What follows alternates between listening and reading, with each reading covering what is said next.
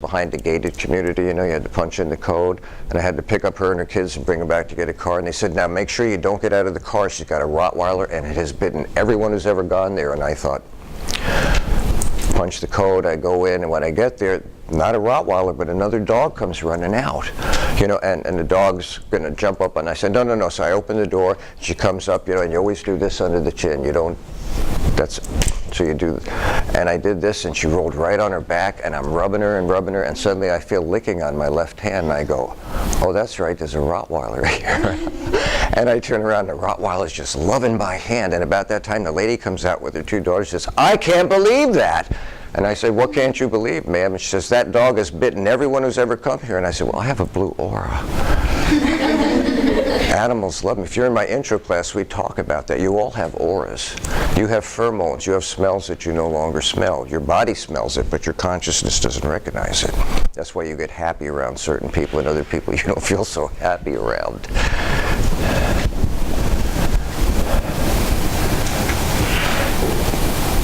Animals are incredible. They're connectors. Go ahead. I was going to ask. I know you're scratching your head, but once you raise your hand, it's fair game. Go ahead. I was going to raise my hand, but then I was. Go ahead. Can you see the auras? Can I see auras? Oh, I don't know. Do you go and report me if I say I can? Okay, now this is not my intro, but we'll divert for this little rabbit trail. You remind me we're talking about happiness. Yeah, I think when you pop out of the oven, everybody does. And then you're told, it's like, those invisible friends, you're imagining things. And once it gets turned off, the mechanism is still there, it just never gets recognized anymore. I think, personally, I can read minds too, but it really makes people feel uncomfortable. What? It makes people feel uncomfortable, so you don't want to embarrass people. Happiness.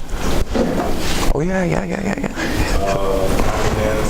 Just for you. Perseverance. Perseverance? Absolutely.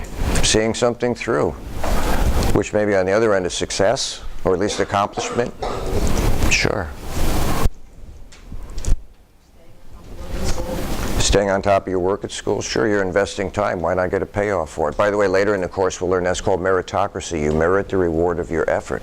Why try if there's no reward at the end of it? Well, that's what altruism's about. You do things because they're the right thing to do, but absolutely. I like to learn. Say again? I like to learn. You'd like to learn.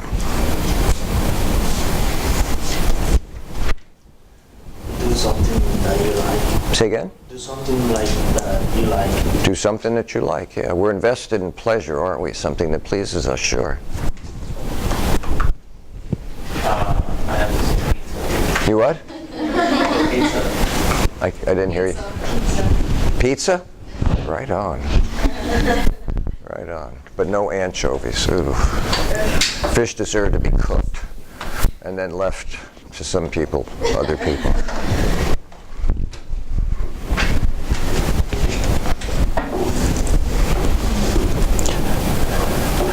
So it's August 10th, and we're about to go to Chicago for a vacation. Now, I married a northern Michigan girl, and people born in northern Michigan have a certain idea of happiness that those of us born in the concrete jungle don't. I was born in New York. Grew up in the jungle. I shared that with a woman I know from Colombia. She's down by the Brazilian border. She says, why don't you come visit me in Leticia? And I said, no, I left the jungle. She goes, you left the jungle? And I said, yeah, New York. She says, that's a city. I said, that's a concrete jungle, woman. When I left that, there's no going back to that at all. But in northern Michigan, fun is defined as you take the kitchen, you put it in the van, you take it out in the woods, you take it out and you camp, and then you put the kitchen back in the van, take it home and clean it, and then everybody's supposed to be happy. So we get to go to Chicago one day, and it's Saturday, and Monday we're going to Chicago. And it's 10 minutes to 8, and I walk by the bathroom, and the wife's in there, and I said, hey, what do you think this is? Now, I don't have this muscle anymore. They removed it in surgery. It's this one over here. Nice, big, hefty neck muscle. And there's a little lump right here. She goes, I don't know. She says, where did that come from? And I said, I don't know. 2 weeks ago I had a sore throat. 3 days it went away and this lump showed up. Now in northern Michigan, you do not get a cold in August. You get it when the weather changes from winter to spring or from fall to winter. So she says, why don't you go down to Dr. Lowe and have him take a look at it. Dr. Lowe is a quick care doctor. He's my family doctor, best diagnostician I have ever met. He's open at 8 o'clock, so I go down. Hey Gus, how you doing? Fine, how you doing? What's up? And I said, well, you know, 2 weeks ago I had a sore throat. 3 days later it goes away. I get this little lump in my lip. You know, doctors, they open your mouth and they want to stick their fingers everywhere. Stuck his finger way down my throat, you know. He said, I want to take a couple of x-rays. Okay, you know. They take the x-rays, comes back. I'm not medical, but I've been around medical hospice for 2 decades. And he puts them up on the white screen and we're looking at it. And I said, you don't see anything, do you? And he says, no, I want to take another x-ray. Gets the technician, he said, I want you to raise it by a factor. Do I have nursing people in here? A factor of 3 lumens, brightness, luminescence, brightness. Take another x-ray, we go back, he throws it up, and I'm looking at it, and Gus is looking at it, and I said, you still don't see anything, do you? Best bedside manner. I mean, I've been around doctors for longer than most of you have been around the earth. I said, you don't see nothing, do you, Gus? And he says, no. He said, frankly, I thought I was going to find a tumor about this big in one of your lungs. And I'm sitting there thinking, okay, now I'm going to Chicago in 2 weeks, and you just told me I have a tumor, but it's not in my lungs. He said, if it's not in your lungs, it's either right here in the base of your tongue or it's in your brain. Well, it turned out it was here. It was about a walnut-sized tumor that had moved. So now I got 2 tumors. And you just feel your world just kind of crumble down around you. And by the way, cancer is not a disease. You don't catch it. It's the cells in your body that go ballistic and literally eat you to death. Okay? So something's wrong with my central autoimmune system. It's not working right. He says, we got to get you over to the hospital. Dr. Schneider will do a biopsy. Now, cancer hates to get found out. It was just the size of a peanut. So when they stick the needle in there, the cancer goes, okay. And next thing I know, I have a golf ball sitting on the side of my neck.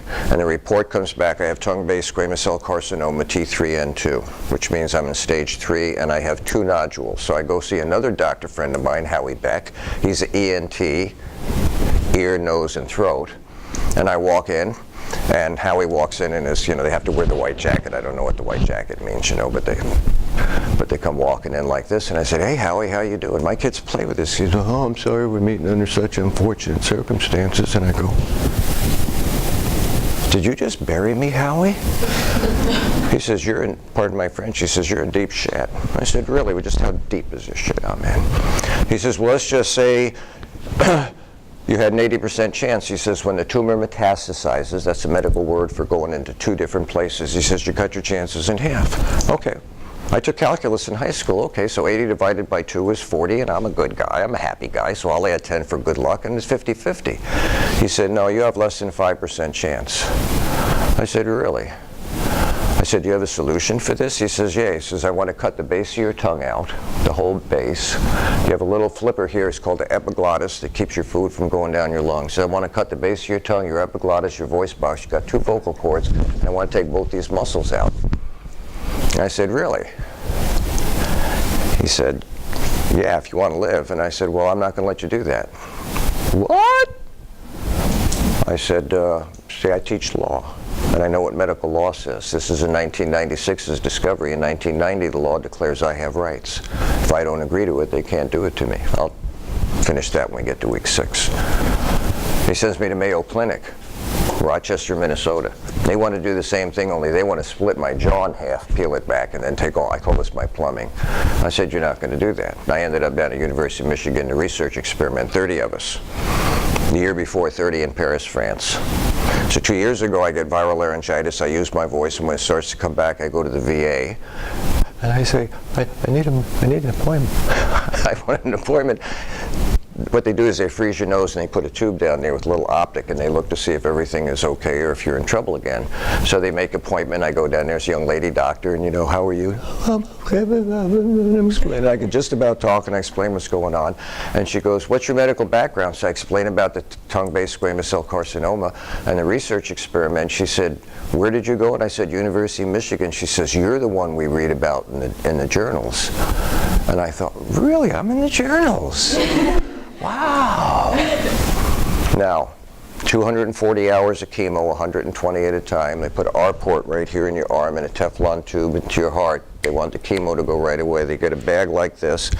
You cannot transport the bag across state lines without a federal license. It's a poison, and they try and poison the cancer, but it doesn't know any difference between those cells and your cells, and they tell you you're about to fight for your life. Most people get a 4-hour drip or an 8-hour drip. I got a 120-hour drip.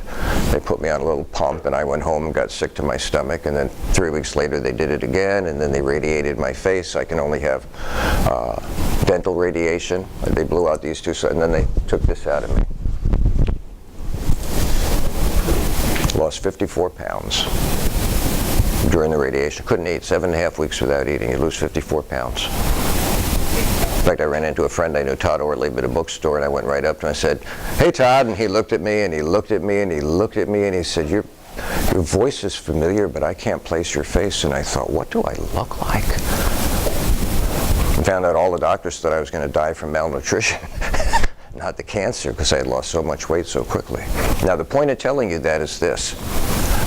Epicurus is going to say to us, oftentimes happiness requires that we choose to go through pain because there's a greater happiness at the other end.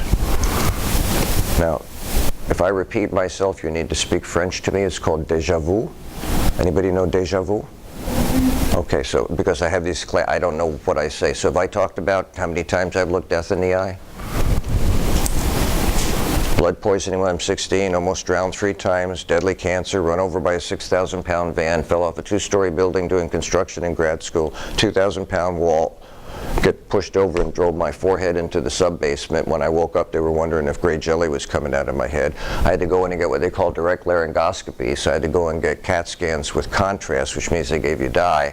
I was just fine the first 4 times. The 5th time, I had a reaction to it. Next thing I know, I'm going all over the place. I mean, at least the technician was cool. He immediately got a nurse who went and got 2 doctors, and whatever they injected me with, it calmed everything down. The nurse came back in. I said, "What happened?" He said, "Oh, you're right at the edge." And I said, "You know, there's a little table on the CAT scan." I said, "You mean I was going to fall off?" He says, "No." He says, your BP went down to 60/30. I thought, "Really? Is that bad?" And he goes, "Yeah." He says, "We lose him." I said, "Lose him like dying lose him?" He says, "Yeah, if you'd have flatlined and that tech hadn't have gotten us, I don't know if you'd have made it or not."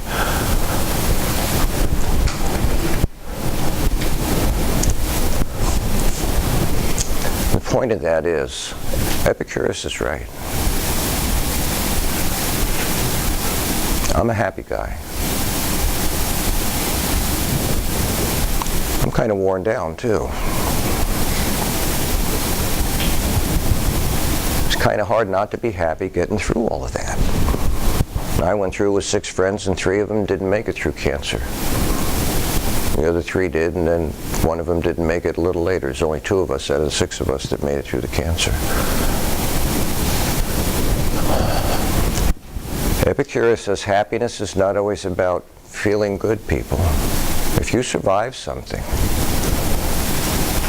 I'm going to suggest your level of happiness, while you interpret it differently than the good feeling happiness, and there's nothing wrong with the good feeling happiness, might actually produce a greater happiness in you because you have gone through the pain and you've come out the other side and you feel like you're better off for it. Does everybody understand what I'm talking about?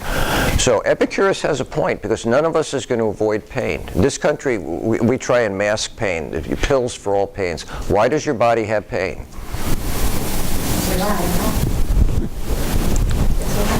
It's part of life. It's also a warning sign. When I got out of the military, I went to work in a county jail. I was trained in